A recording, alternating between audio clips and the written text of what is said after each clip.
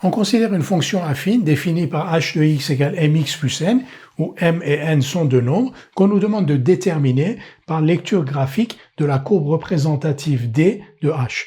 Donc, cette droite D représente cette courbe h et on doit déterminer les valeurs de m et n à partir de ce graphique. Nous allons commencer par déterminer l'ordonnée à l'origine de la droite D. L'ordonnée à l'origine de D, c'est l'ordonnée du point d'intersection de la droite D et de l'axe des ordonnées, ici. Et cette ordonnée est égale à moins 1, cette ordonnée du point d'intersection, donc n est égal à moins 1.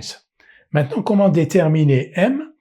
On considère un point de la droite D, ici, et on voit que si l'on avance de 1 en abscisse et que l'on monte de 3 en ordonnée, on retombe sur un point de la droite D.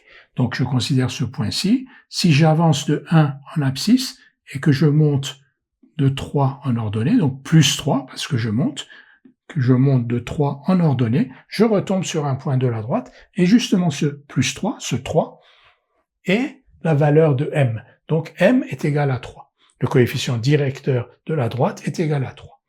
D est donc la courbe représentative de la fonction h de x égale 3x moins 1. Faisons une petite vérification.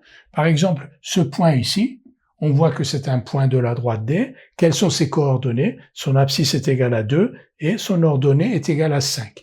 Vérifions qu'en remplaçant x par 2, on obtient bien 5.